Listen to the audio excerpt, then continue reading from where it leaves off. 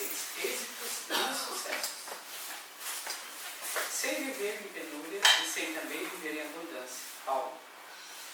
Em cada comunidade social existem pessoas numerosas demasiadamente preocupadas quanto aos sucessos particularistas, afirmando-se ansiosas pelo ensejo de evidência.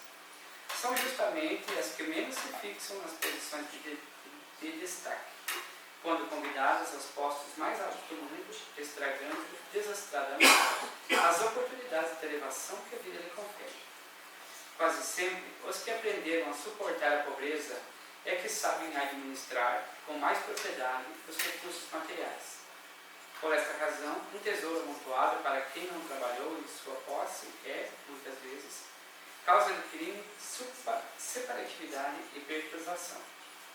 Pais trabalhadores e honestos formarão nos filhos a mentalidade do esforço próprio e da cooperação afetiva, ao passo que os progenitores egoístas e descuidados favorecerão nos descendentes a inutilidade e a preguiça. Paulo de Tarso, na lição à igreja de Filipos, refere-se ao precioso imperativo do caminho no que se reporta ao equilíbrio, demonstrando a necessidade do discípulo quanto à valorização da pobreza e da fortuna, da escassez e da abundância. O êxito e o insucesso são duas taças guardando elementos diversos que, contudo, se adaptam às mesmas finalidades sublimes. A ignorância humana, entretanto, encontra no primeiro o licor da embriaguez e no segundo identifica o fel para a desesperação. Nisto reside o erro profundo, porque o sábio extrairá da alegria e da dor, da fartura ou da escassez, o conteúdo divino. Então, convido a todos para nós fazermos essa oração inicial. Deus, nosso Pai, Jesus, nosso Mestre, guias e companheiros do plano maior, nesse momento, que aqui nos encontramos reunidos, queremos rogar a plena de luz que possa estender o seu manto de proteção sobre todos nós aqui nesse momento, dilatando o nosso pensamento, para que bem possamos compreender o estudo de hoje. Que o céu também possa se fazer entender as suas palavras, e que possamos todos sair daqui hoje um pouco melhores do que quando aqui chegamos. Muita paz e luz a todos. E assim seja.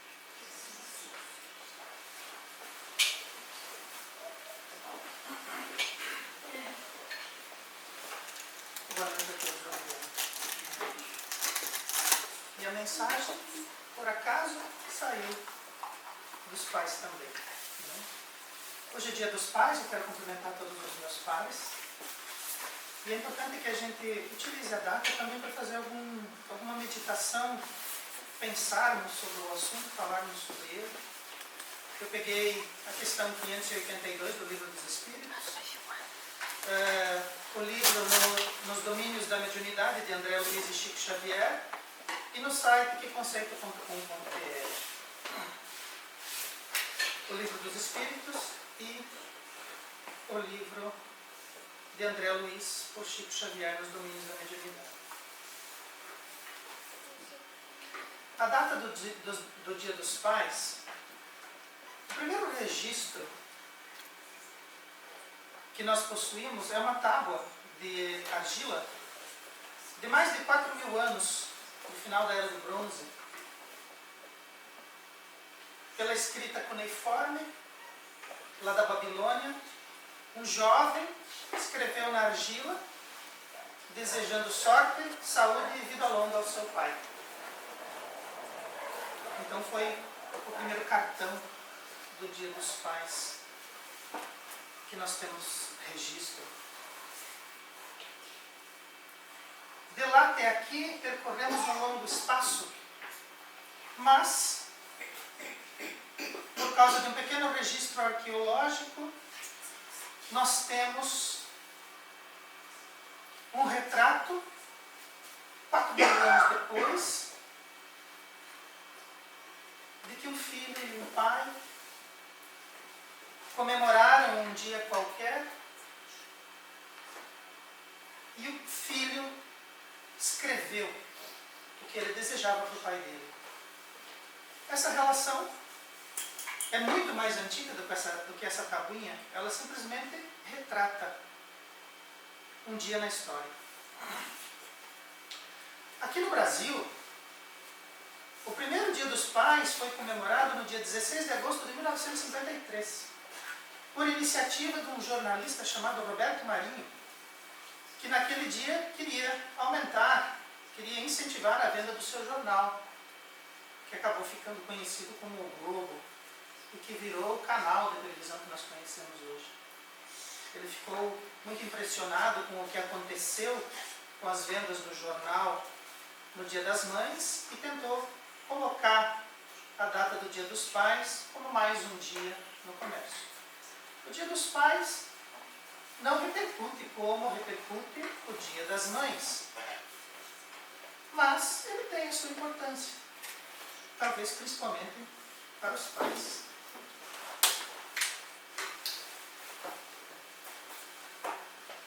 No Livro dos Espíritos, Allan Kardec e a espiritualidade esclarecem sobre a paternidade na questão 582. Kardec pergunta assim: a paternidade pode ser considerada como uma missão? Ser pai é uma missão? Os espíritos respondem: é, sem dúvida, uma missão. E é, ao mesmo tempo, um dever muito grande que obriga, mais do que o homem pensa, sua responsabilidade diante do futuro. Deus coloca a criança sobre a tutela dos seus pais para que esses a dirijam no caminho do bem. Então houve por parte de Allan Kardec uma preocupação de solicitar dos espíritos um esclarecimento do que seria a paternidade, né? Se era uma missão. É sem dúvida uma missão e ao mesmo tempo um dever. A frase em si ela é autoexplicativa. A gente lê ali, acho que não sobra dúvida. Mas, para aumentar a nossa compreensão, é necessário elucidar as palavras missão e dever. Porque os espíritos dizem que é uma missão, mas também é um dever. Ser pai.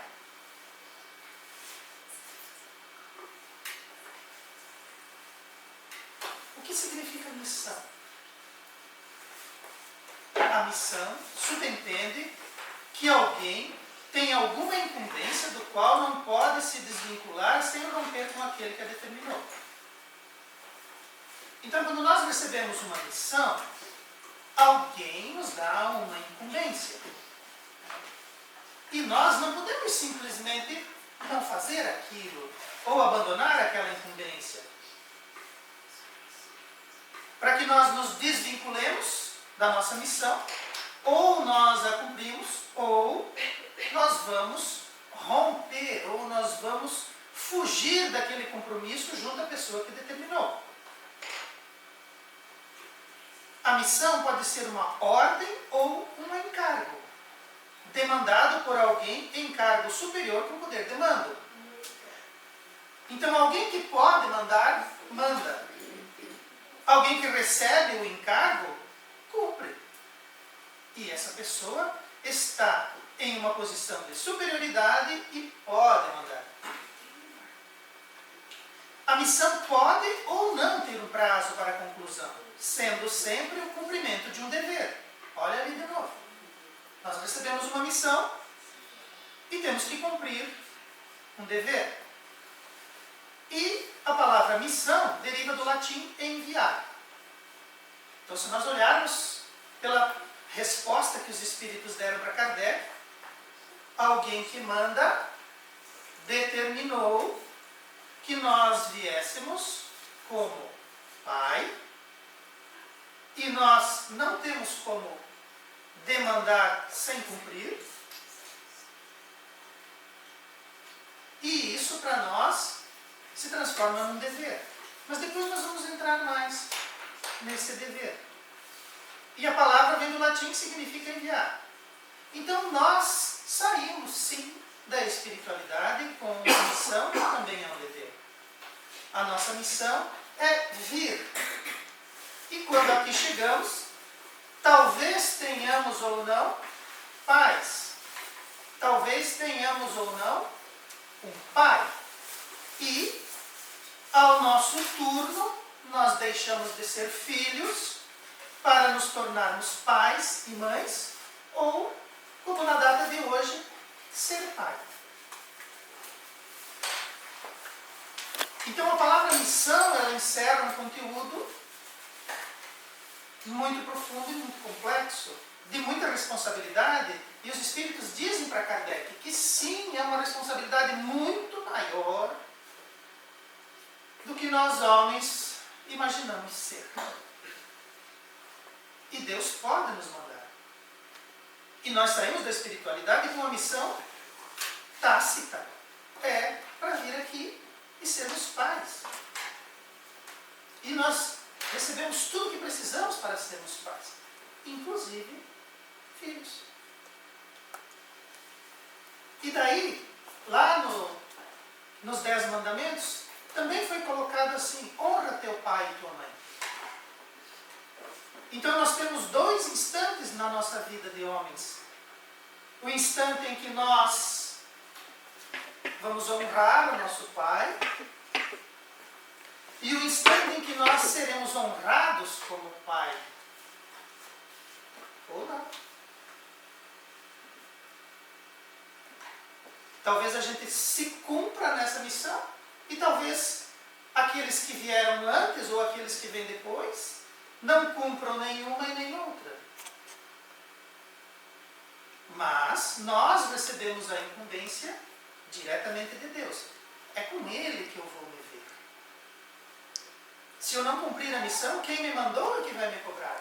Quem me mandou é que vai dizer para mim assim, o que você fizeste com a missão que eu te dei. Então, a missão tem essa característica. Mas os Espíritos também dizem que é um dever.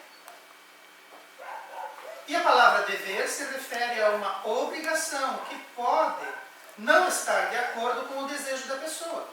Então, quando eu tenho um dever para cumprir, esse dever pode estar de acordo com a minha vontade, com o meu desejo, pode não estar. Às vezes, por dever, a gente faz coisas que não gostaria, mas é um dever. Nós precisamos fazer. O dever é algo que deve ser feito, mas que pode ser abandonado se a pessoa não possuir moral ou se não atender à sua ética. Então nós recebemos a incumbência do dever, mas por alguma questão que envolve a moral ou a ética, nós podemos abandonar aquela missão.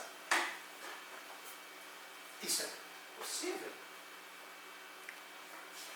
O dever é uma das formas da sociedade se organizar, pois atender ao dever estabelece um benefício social ou individual, mas sempre à custa de um esforço de controle da vontade e do impulso. Então a sociedade se organiza através dos deveres, e esses deveres vão beneficiar socialmente e individualmente as pessoas dessa comunidade e dessa sociedade, mas sempre à custa de um esforço para controlar vontades e impulsos. Então o dever também faz com que a gente fique, se mantenha no caminho.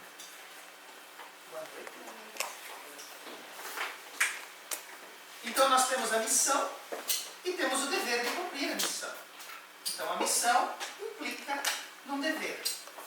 E esse dever pode muitas vezes estar associado à nossa vontade, pode muitas vezes estar contra a nossa vontade, os nossos impulsos. Isso é uma definição. Mas nós podemos extrapolar. Como evolução espiritual, o dever nos ensina a atender aquilo que é certo ou o que foi contratado. Então o dever diz para mim que eu preciso fazer aquilo que é certo. E o dever diz para mim que se eu fui contratado para fazer alguma coisa, eu preciso cumprir aquilo da minha parte. Então a gente tem as nossas obrigações e a gente precisa cumprir com essas obrigações. Porque é um dever e uma missão. Só que o dever, olha que coisa interessante que os Espíritos nos trazem. O dever serve como base para a expressão do amor que vem em seguida na jornada do ser. O que vai fazer fazer com que nós tenhamos expressões de amor? O dever. Nós começamos com as obrigações. Partimos para o dever. As obrigações precisam de alguém que nos impulsione, que nos cobre. O dever eu já sei, eu já faço, e de repente eu extrapolo isso e entro no amor. Os Espíritos são incríveis. Como eles nos conduzem, como eles nos levam a pensar. Como que o dever pode ser uma expressão de amor? O dever passa a ser uma expressão de amor quando vamos além dele. Se nós temos um dever a cumprir, nós já entendemos. Nós passamos pela obrigação, entramos no dever. Mas quando nós vamos além do dever, nós estamos expressando amor.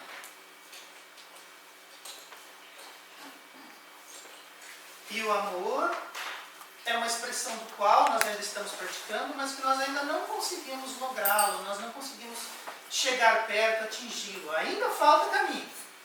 Nós chegaremos lá, mas ainda falta caminho.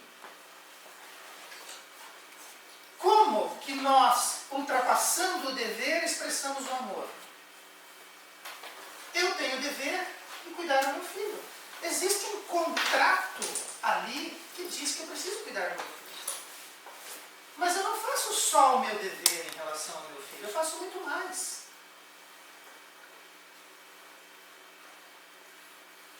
Quando eu faço muito mais do que aquilo que está contratado, do que aquilo que é exigido, do que aquilo que foi me ensinado, do que aquilo que é a minha missão.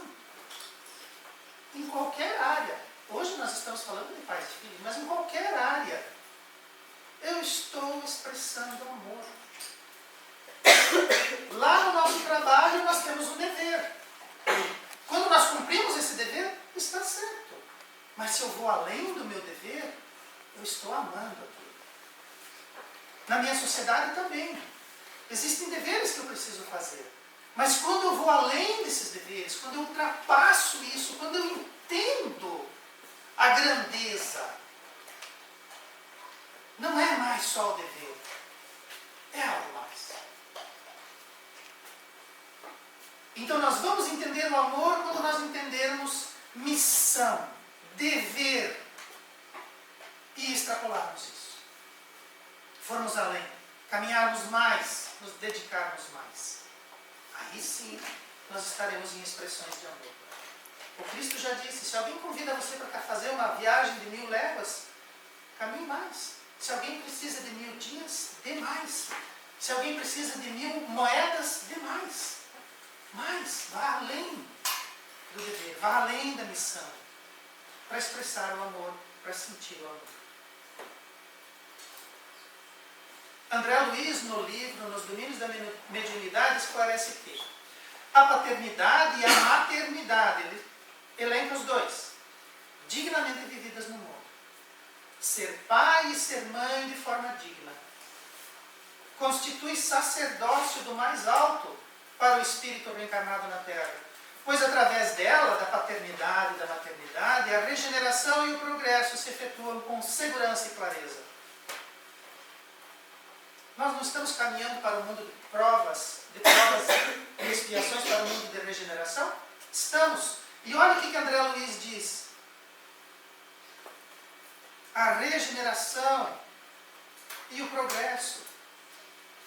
Mundo de provas e expiações e mundo de regeneração passa sim pela família, passa pela paternidade. Os espíritos, Kardec pergunta para os espíritos, se não existisse mais a família, o que ia acontecer? Os espíritos são lacônicos, eles dizem, a sociedade vai regredir. Por quê? Porque dentro da família nós vamos criar um mundo de provas, vamos sair do mundo de provas e expiações e vamos entrar no mundo de regeneração. E nós vamos efetivar o progresso com segurança e clareza. As palavras são mágicas, descrevem exatamente o que é na força que tem. Então ser pai e ser mãe é muito importante. É um sacerdócio dos mais altos. Nós precisamos nos dedicar a isso. Precisamos ir além do dever. Abraçar a missão, cumprir o dever e ir além. para regenerar e progredir. Pais e mães. E nós temos mais exemplos dentro do Evangelho. O exemplo evangélico é um grande emblema. Afinal, José, que era o pai de Jesus, era um simples carpinteiro. Participou da missão de trazer Jesus à terra, protegendo a Sagrada Família. E se nós lermos a Bíblia toda e procurarmos, nós vamos ver que se fala pouco de José. Se fala muito de Maria, se fala muito de Jesus, mas se fala pouco de José. Ele tem ali uma participação no comecinho, alguma coisa lá na frente e depois ele. E para nós é assim também. Para nós homens é assim também. Quando anunciado pelo anjo que Maria traria o Cristo, por um momento ele pensou em secretamente partir. Ele hesitou. Mas com fidelidade limitada em Deus, aceitou sua missão como pai. E foi praticamente apagado. Mas a história se refere a Jesus como carpinteiro. Ali está José. Se Jesus era carpinteiro e ele era conhecido por ser carpinteiro, e eles se referem a ele como carpinteiro de Nazaré, graças a quem? Então ele tinha uma profissão. E ele viveu dessa profissão. Porque ele começou a fazer a sua peregrinação com 30 anos de idade, então até os 30 ele era carpinteiro. E ele aprendeu isso com seu pai. E José ouvia dos anjos a convocação. Mas até ele hesitou. Porque ser pai não é uma tarefa fácil. Para ninguém. E nós temos uma relação, porque em algum momento nós somos filhos e em algum momento nós somos pais. Nós estamos no meio do caminho. E eu pagaria R$1 milhão para quem me trouxesse aqui um manual de ser pai. A gente aprende a ser pai aprendendo, exercitando, fazendo no dia a dia. E não é uma coisa fácil. Criar um ser humano de forma digna, correta, não só falando, mas dando exemplo. Secretamente, às vezes, dá vontade de abdicar. Mas a gente segue. A gente acredita em Deus. E a gente continua apagado. Porque a relação das famílias passa pelas mães. Até a data é importante, né? O dia das mães é o dia das mães. O dia dos pais é o dia dos pais. A gente passa apagado. Mas é para ser assim. Nós temos a nossa peça de teatro da vida. Nós temos o nosso papel. Nós, homens, temos o nosso papel. E nós precisamos fazê-lo. Porque ele é importante na forma como ele é. Poderia haver mais reconhecimento? Poderia. Poderia ter um jeito mais fácil? Poderia. Mas é entre nós e Deus. No final é entre nós e Deus. Lá na psicologia, tem os arquétipos. O que significa o arquétipo pai? O arquétipo pai, no arquétipo, ele é masculino, representa fortaleza, muita sabedoria, sapiência, firmeza de caráter, proteção, todas elas faces ativas do amor. Mas na prática, não é assim. Mas é um arquétipo, é uma figura, é um elemento do qual nós, quando ouvimos falar, já temos uma imagem. Muitas vezes, a fortaleza que deveria ser, não é. A sapiência que deveria vir, não vem. A firmeza de caráter, falha. O aspecto da proteção, inexiste. E as faces ativas do amor, não se apresentam. Mas é um arquétipo. Esse aqui é o arquétipo ideal. Mas na prática nós sabemos que é diferente. Por quê? Por que os pais não são perfeitos? Porque ninguém é perfeito. Como que nós, homens, seremos bons pais? Como que nós, homens, seremos pais melhores? Tentando acertar. Qual é a nossa energia? Qual é a intenção que nos move? Qual é a energia que colocamos? Vontade de acertar. Se nós colocamos vontade de acertar, nós não vamos ser os mais masculinos, não vamos ser os mais fortes, mas nós vamos chegar perto desse ideal, desse arquétipo da psicologia. E nós vamos, dentro do processo de aprender e de fazer pai, nós vamos fazê-lo o melhor possível. Um dia nós seremos julgados como pais. E um dia nós já julgamos os nossos pais pelo que eles eram, pelo que eles fizeram, pelo que eles disseram. Esse julgamento, talvez ele seja importante para nós, talvez ele não devesse acontecer. Porque a gente também tem medo.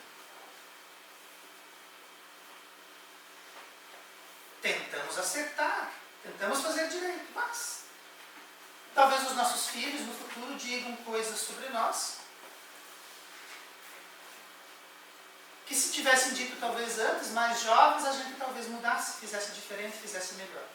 Mas, se nós colocarmos a energia de acertar e de fazer corretamente, não devemos temer esse julgamento. E nós julgamos os nossos pais.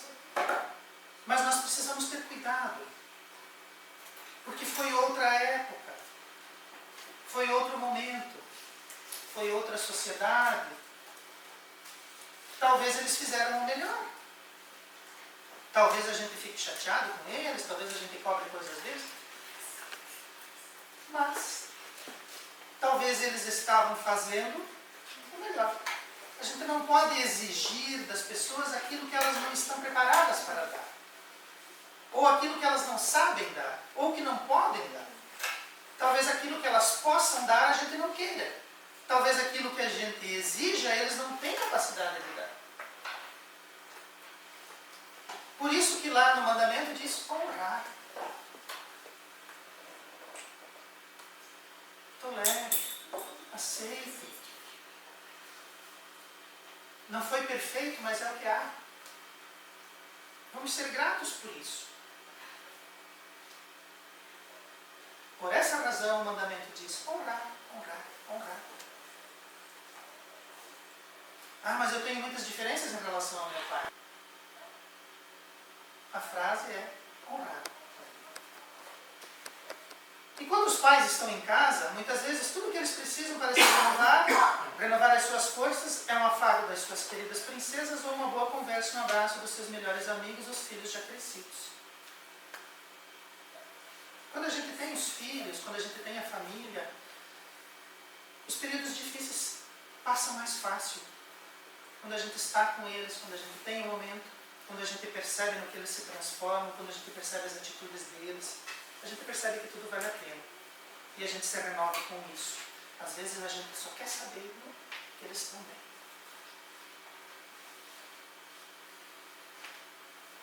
Acontece às vezes de alguns homens não atenderem o chamado divino, receberem a missão e não cumprirem o dever. Mas não cabe para nós, filhos, censurá-los. pois o único credor de sua responsabilidade é o próprio Deus, nosso Pai maior. Então nós temos, evolutivamente falando, um Deus que é Pai de todos. Jesus se referia a Deus como Pai. E existem muitos pais que recebem de Deus a missão, recebem de Deus o chamado e não cumprem.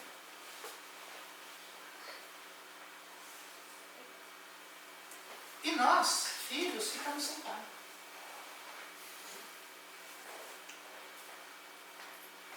Ou a gente tem um pai durante toda a vida, mas aquele pai, a gente olha para ele e fica aquela... Parece que não está certo.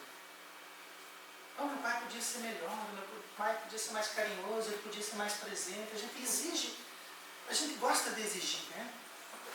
E o pai corresponde, claro. Se o filho chegar para o pai e disser, pai, isso, pai, vai fazer. Ele pode não fazer um monte de coisa, mas se o filho pedir alguma coisa, o pai faz.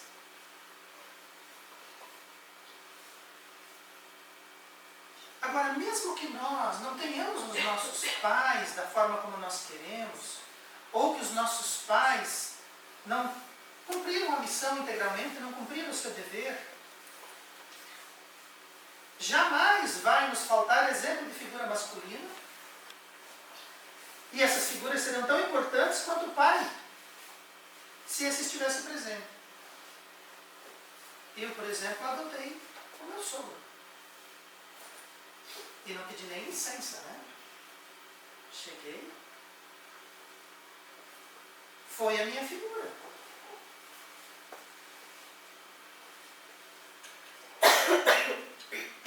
Na época em que o meu pai era o meu pai, as coisas eram diferentes. E a figura dele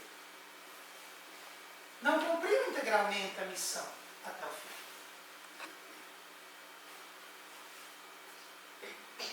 Ficamos com a mãe. E eu tenho poucas, bem poucas lembranças do meu pai. E eu poderia desfilar um monte de coisa que eu queria dele. Mas eu tive pai. Era o meu. E aqueles exemplos masculinos da figura de pai, do arquétipo masculino, eu fui encontrar em outras pessoas. Eu tinha irmãos mais velhos, eu tinha cunhados.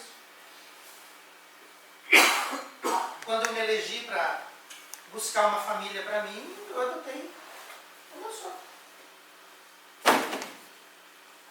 E tanto que hoje, às vezes eu faço coisas.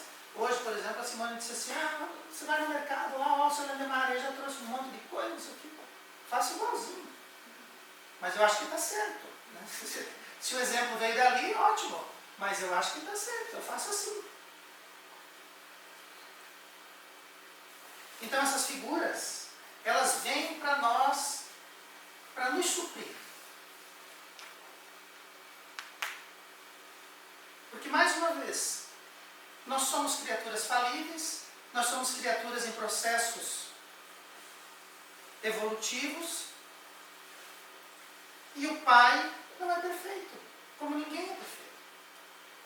Os filhos também não são perfeitos, eles estão em processo de aperfeiçoamento, estão evoluindo, estão encarnando.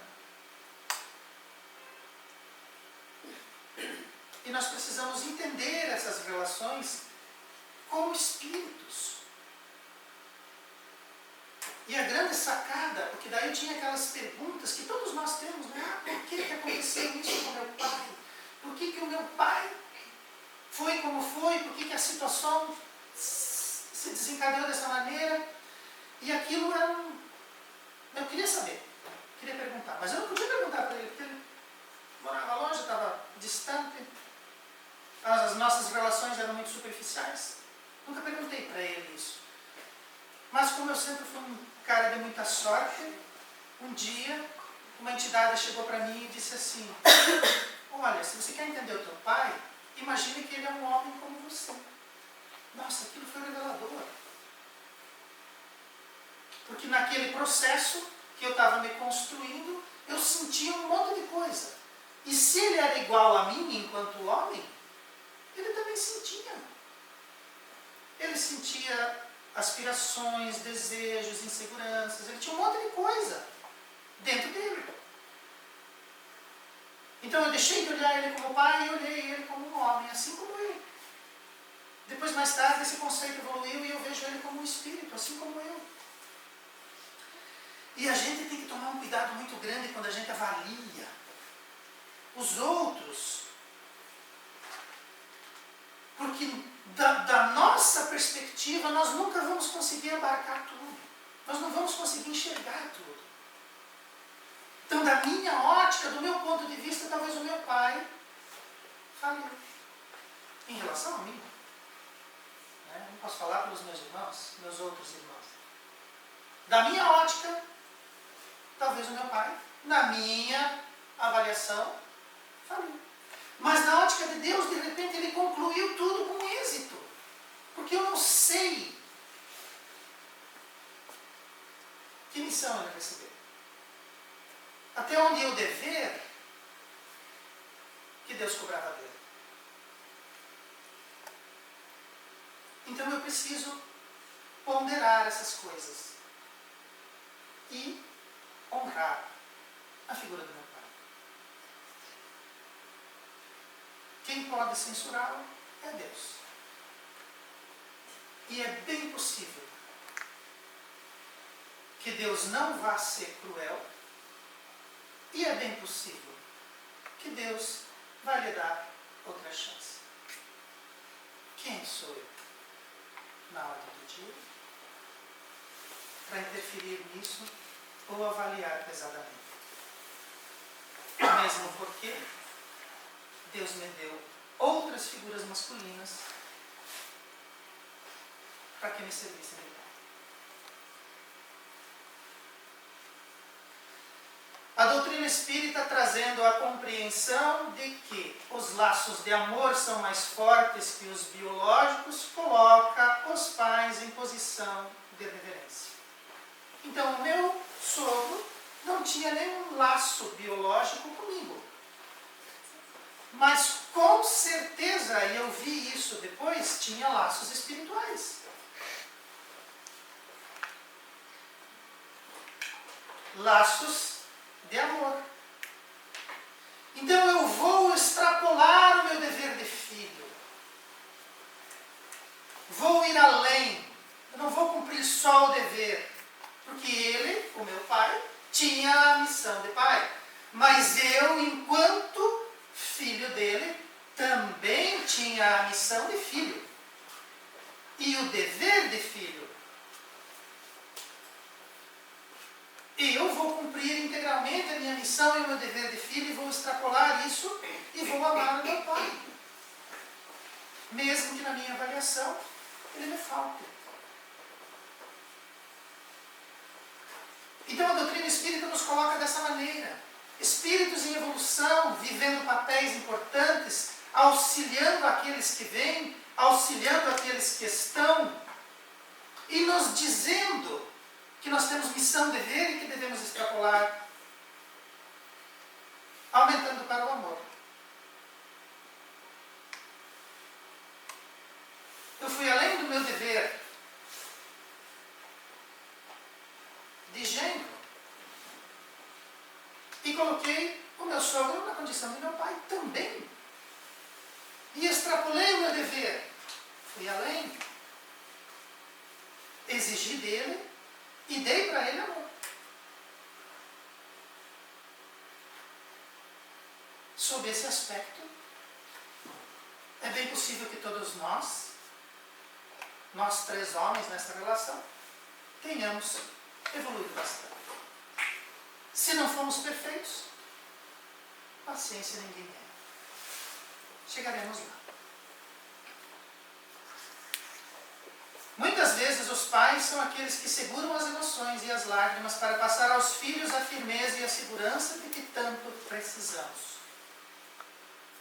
Às vezes, a gente também tem medo, mas a gente não pode demonstrar. Mesmo porque Eu ainda sou daquela geração de que homem não chora.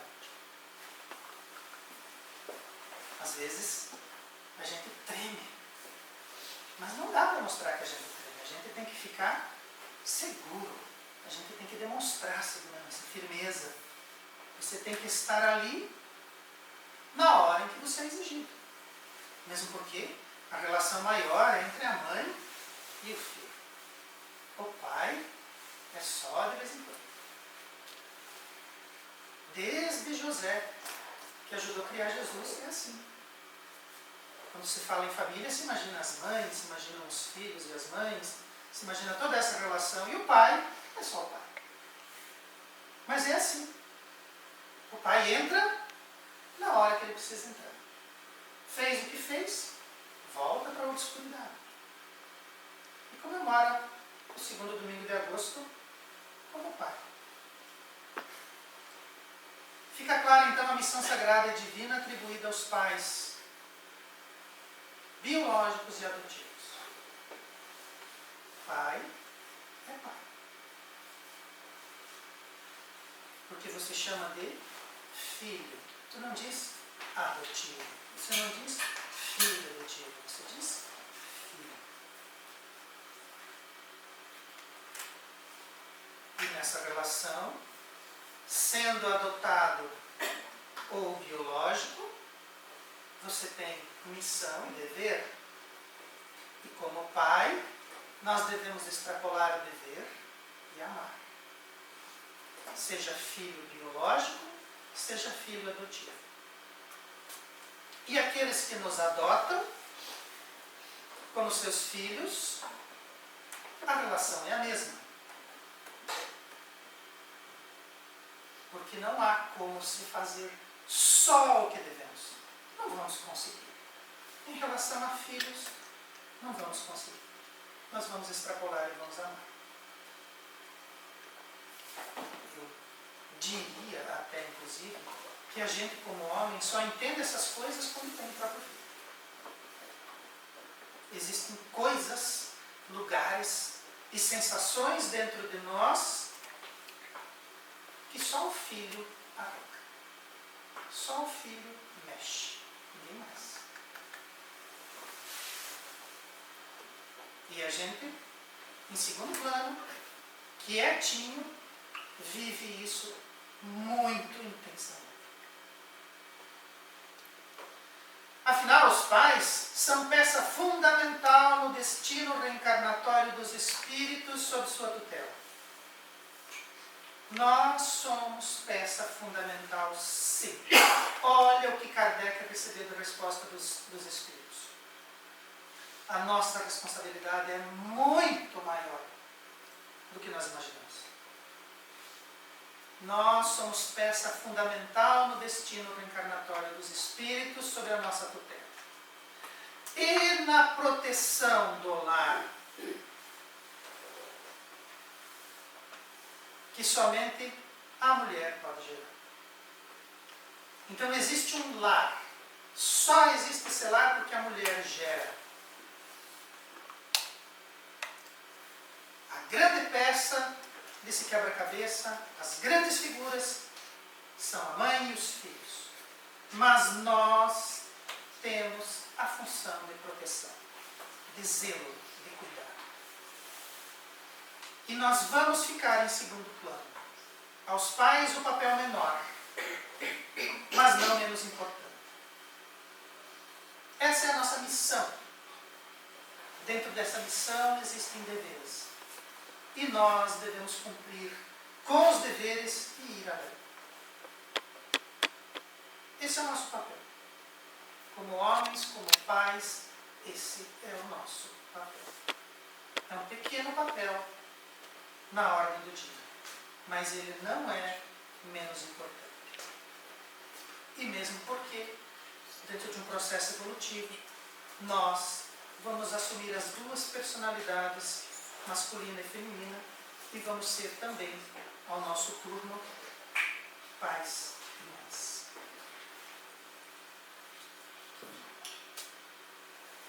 Como reflexão do Dia dos Pais, era isso que eu gostaria de ter falado hoje, de ter trazido. Espero imensamente que a gente consiga tirar e abstrair dessas lições uma figura diferenciada, um aspecto diferente da missão de ser pai. E gostaria de convidar a todos para que nós façamos agora uma oração invocando os bons espíritos e a espiritualidade maior e superior, para que nos auxilie e nos oriente sempre. E queremos pedir, na data de hoje, que os nossos mentores e os bons espíritos da Pleiade de Luz do Cristo levem até aquelas pessoas que são os nossos pais, as nossas orações e os nossos agradecimentos, as nossas menções públicas de agradecimento por tudo que nos prestaram, pela educação, pelo auxílio, pela orientação, pela proteção, pela segurança, pelo empenho, e por muitas vezes eles terem, também eles, extrapolado além do dever e nos amaram, da forma como eram capazes de fazer. Que a nossa gratidão atinja os seus corações e que nós, a nosso turno, tendo eles como exemplo, possamos, com o passar do tempo, desempenhar e nos desincumbir da nossa missão e dos nossos deveres, também com amor, atingindo também nós as culminâncias da paternidade nessa trajetória. E que nós possamos olhar para trás um dia e percebermos que a nossa tarefa foi bem cumprida. Que assim seja.